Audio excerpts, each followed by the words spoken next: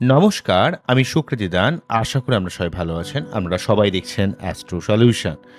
আজকে আমি আলোচনা করব যে সমস্ত মেষ রাশি বা লগ্নের ক্ষেত্রে বৃহস্পতিদেব দীর্ঘ ১২ বছর পর চতুর্থভাবে কর্ক রাশির ঘরে উচ্চস্থ হয়ে অবস্থান করার জন্য সমস্ত মেষ রাশি বা লগ্নের কোন জায়গায় সবথেকে পজিটিভ ফল লাভ করবেন এবং এই পজিটিভ ফলকে জীবনে সার্বিকভাবে কিভাবে পজিটিভভাবে কাজে লাগাবেন সব কিছু নিয়ে একটা পুঙ্খানুপুঙ্খভাবে বিশ্লেষণ করব।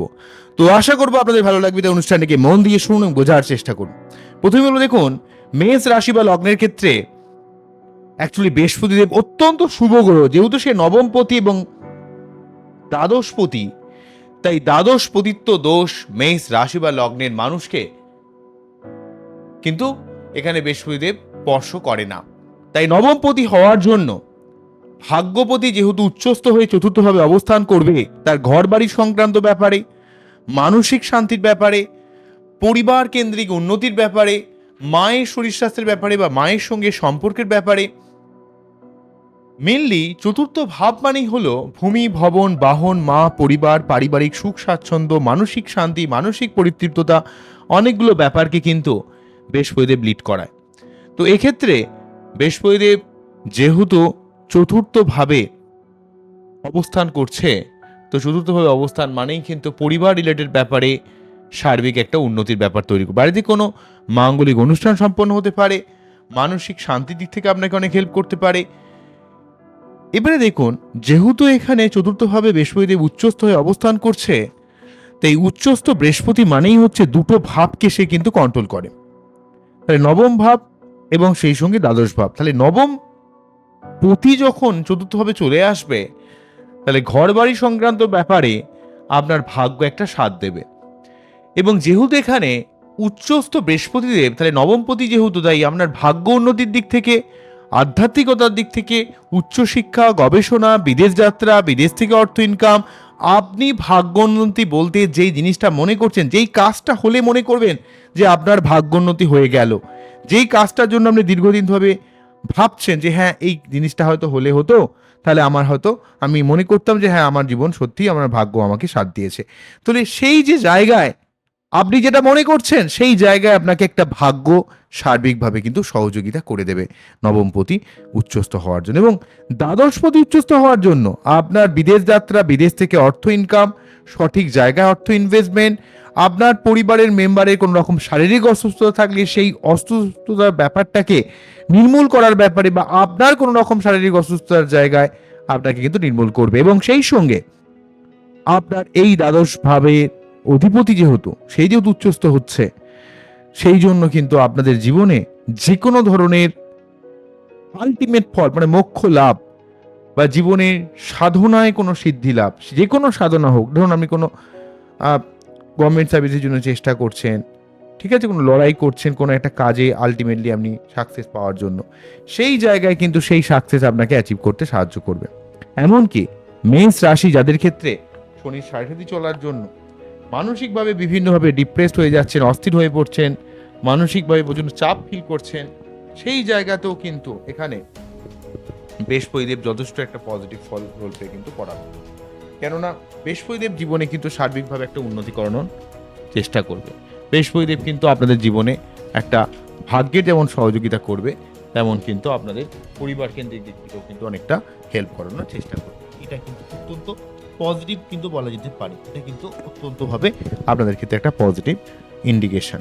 ঠিক আছে, তাহলে চতুর্থভাবে অবস্থান মানেই কিন্তু বুঝতে পারছেন যে নবম ভাব এবং দ্বাদশ ভাবের একটা শুভ ফলও কিন্তু অলরেডি পেয়ে যাচ্ছেন। চতুর্থ ভাবের সঙ্গে যেহেতু দ্বাদশ ভাব এবং নবম ভাবের কানেকশন, তাহলে কি হবে, বিদেশ যাত্রা বা আপনার কোনো বাসস্থান পরিবর্তন, বা আপনার পরিবারের বা আপনার নিজের কোনো আরোগ্য লাভের আশায় একটু বিদেশ যাত্রা, ছোটখাটো টুকটাক কিছু ভ্রমণ, হ্যাঁ, মানসিক শান্তি, ভাগ্যের উন্নতি, অর্থের উন্নতি, কর্মের উন্নতি, বিভিন্ন দিক থেকে কিন্তু বৃহস্পতিদেব আপনাদের জীবনে কিন্তু সাহায্য করবে। এবারে দেখুন, এক তো যে ভাবে বসে রয়েছে সেই দিক থেকে শুভ ফল পাচ্ছেন, এবং যে ভাবের অধিপতি সেখান থেকে শুভ ফল পাচ্ছেন, এবং অন্যদিক থেকে বৃহস্পতিদেব যে ভাবে বসে থাকে সেখান থেকে বৃহস্পতিদেব যে ঘরগুলোকে উপর দৃষ্টি প্রদান করে সেগুলোও কিন্তু যথেষ্ট একটা পজিটিভ রোল প্লে করায়। চতুর্থ ভাবে বৃহস্পতি যেহেতু বসে রয়েছে, সেখান থেকে তার পঞ্চম দৃষ্টির মাধ্যমে অষ্টম ভাবকে প্রভাবিত করার জন্য জীবনে কিছু শুভ পরিবর্তন করতে পারে।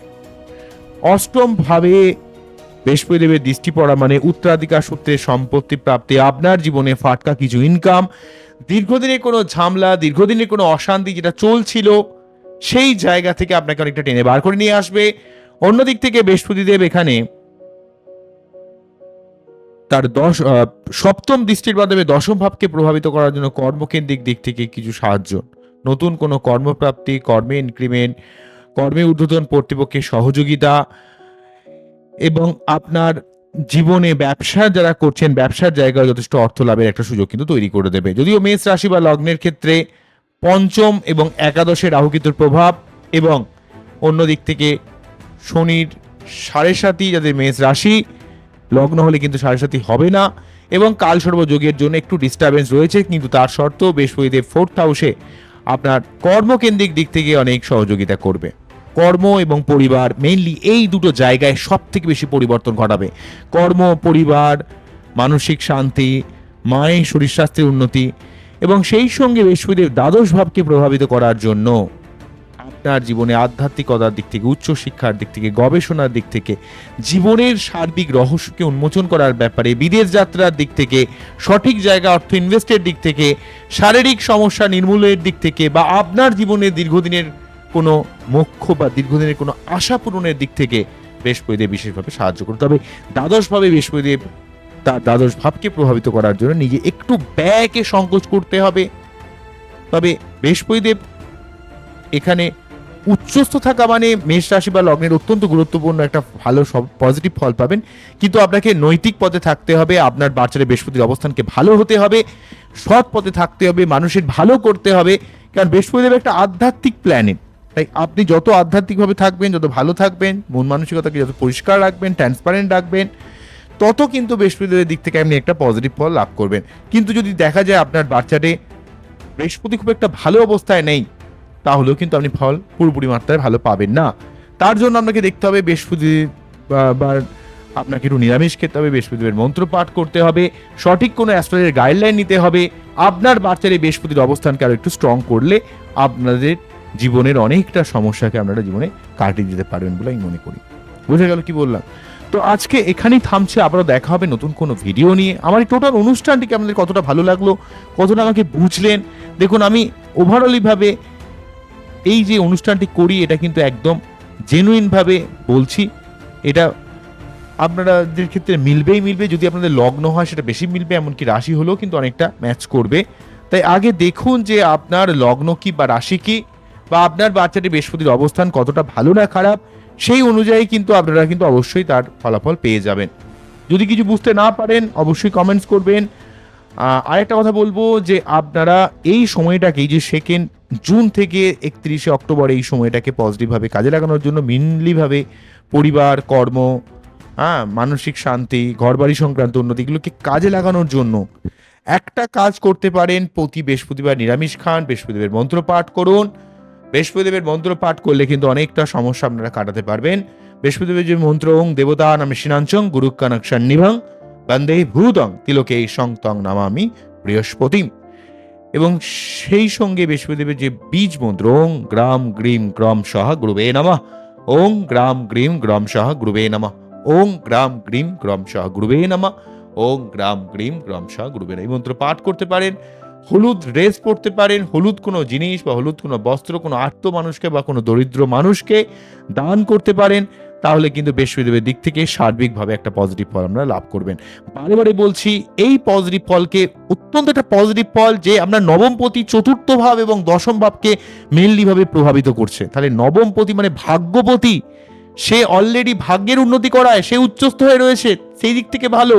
এবং সেই নবমপতি চতুর্থ ভাব এবং দশম ভাবকে প্রভাবিত করা মানে বুঝতে পারছেন, তাহলে আপনার পরিবার বা কর্ম দুটো জায়গাকে আপনাকে হেল্প করবে এবং পারিবারিক শান্তির ব্যাপারে, মানসিক শান্তির ব্যাপারে, আপনি জীবনে যে জিনিসটা দীর্ঘদিন ধরে ভাবছেন যে এটা হলে হতো, সেই জায়গায় আপনাকে একটা সার্বিকভাবে একটা ভাগ্য আপনাকে সহযোগিতা করবে। তাই এই যে ভাগ্যের সার্বিক সহযোগিতা লাভ করতে গেলে আপনাকে একটু আধ্যাত্মিক হতে হবে এবং আপনাকে একটু নৈতিক পথে চলতে হবে, কারণ বৃহস্পতিদেব হচ্ছে সার্বিক শুভত্বের কারক গ্রহ এবং আমাদের বাচ্চারে বৃহস্পতিদেব 2য় ভাব অর্থাৎ অর্থ, পঞ্চম ভাব অর্থাৎ পড়াশোনা, সন্তান, প্রেম, ভালোবাসা, সপ্তম ভাব বিবাহ, নবম ভাব ভাগ্য, দশম ভাব কর্ম এবং একাদশ ভাব অর্থ প্রাপ্তির। এতগুলো ব্যাপারকে লিড করে, তাই বৃহস্পতির অবস্থান তাই বাচ্চাটা অত্যন্ত গুরুত্বপূর্ণ হয়। এবং দীর্ঘ 12 বছরের পর এই যে বৃহস্পতিদেব মার্গীয় অবস্থায় এখানে উচ্চস্থ হয়ে 4th হাউসে অবস্থান করছে, এই সময়কে একটু জীবনে পজিটিভ ভাবে কাজে লাগান, অবশ্যই আপনারা উন্নতি করতে পারবেন। আমার এই টোটাল অনুষ্ঠানটিকে আপনাদের কতটা ভালো লাগলো, কতটা আমাকে ফিল করলেন, কতটা আমাকে বুঝলেন, অবশ্যই কমেন্ট সেকশনে জানাবেন। আমরা খুব ভালো থাকুন, অ্যাস্ট্রো সরাসরি দেখতে থাকুন। নমস্কার, থ্যাংক ইউ।